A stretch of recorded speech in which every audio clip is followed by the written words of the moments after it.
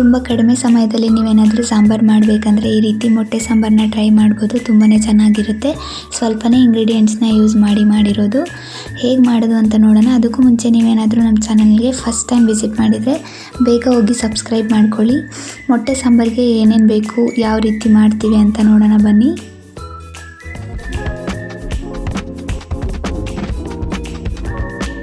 ಇವಾಗ ಮೊಟ್ಟೆ ಸಾಂಬಾರಿಗೆ ಮಸಾಲೆನ ರುಬ್ಕೊಳ್ಳೋಣ. ಒಂದು ಮಿಕ್ಸಿ ಜಾರಿಗೆ 1 ಕಪ್ಪಷ್ಟು ಕಾಯಿನ ತಗೊಂಡಿದ್ದೀನಿ.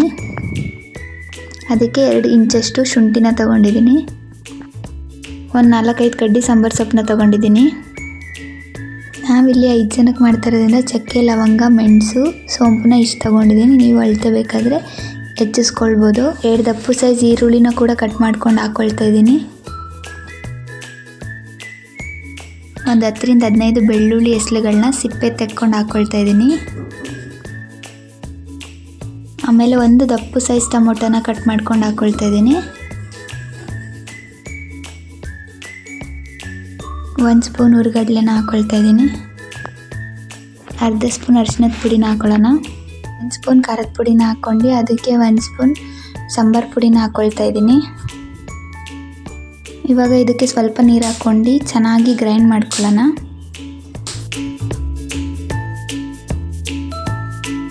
ನೋಡಿ, ಖಾರನ ಈ ರೀತಿ ಸಣ್ಣದಾಗಿ ರುಬ್ಕೊಳ್ಬೇಕು, ಚೆನ್ನಾಗಿರುತ್ತೆ.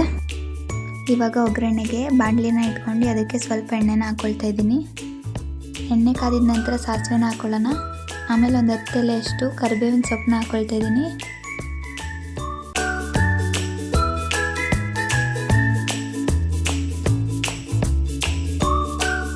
ಇವಾಗ ಇದಕ್ಕೆ ಸಣ್ಣದಾಗಿ ರುಬ್ಬಿಟ್ಕೊಂಡಿರೋ ಮಸಾಲೆನ ಹಾಕ್ಕೊಳ್ತಾ ಇದ್ದೀನಿ.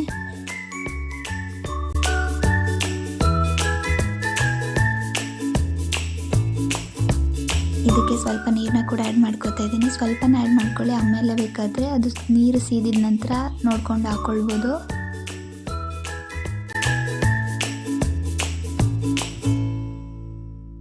ಇವಾಗ ಇದಕ್ಕೆ ರುಚಿಗೆ ತಕ್ಕಷ್ಟು ಉಪ್ಪನ್ನ ಹಾಕ್ಕೊಳ್ಳೋಣ. ಇವಾಗ ಇದನ್ನು ಚೆನ್ನಾಗಿ ಕುದಿಲಿಕ್ಕೆ ಬಿಡಿ.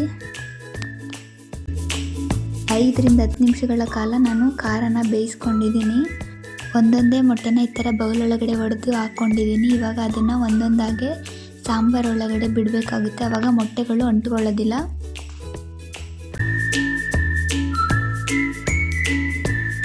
ಯಾವುದೇ ಕಾರಣಕ್ಕೂ ಮೊಟ್ಟೆನ ಹಾಕಿದ ನಂತರ ಸೌಟಲ್ಲಿ ತಿರ್ಗಕ್ಕೆ ಹೋಗಬೇಡಿ, ಇಲ್ಲಾಂದರೆ ಮೊಟ್ಟೆಗಳು ಒಡ್ಕೊಳ್ತದೆ. ಒಂದು ಫುಲ್ ಎಗ್ ಆ ಥರ ಸಿಗೋದಿಲ್ಲ ನಿಮಗೆ.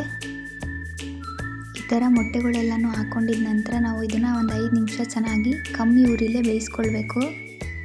ಕೊನೆಯದಾಗಿ ಕೊತ್ತಂಬರಿ ಸೊಪ್ಪಿಂದ ಗಾರ್ನಿಷ್ ಮಾಡಿದ್ರೆ ಮೊಟ್ಟೆ ಸಾಂಬಾರು ರೆಡಿ ಆಯಿತು.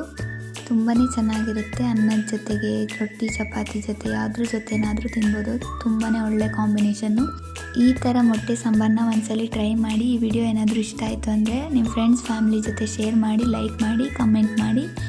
ಮತ್ತಷ್ಟು ವೀಡಿಯೋಸ್ಗಾಗಿ ನಮ್ಮ ಚಾನಲ್ನ ಸಬ್ಸ್ಕ್ರೈಬ್ ಮಾಡ್ಕೊಳ್ಳಿ. ಇದೇ ಥರ ನಿಮ್ಮ ಸಪೋರ್ಟ್ ನಮ್ಮ ಮೇಲೆ ಯಾವಾಗಲೂ ಇರಲಿ. Thanks for watching guys.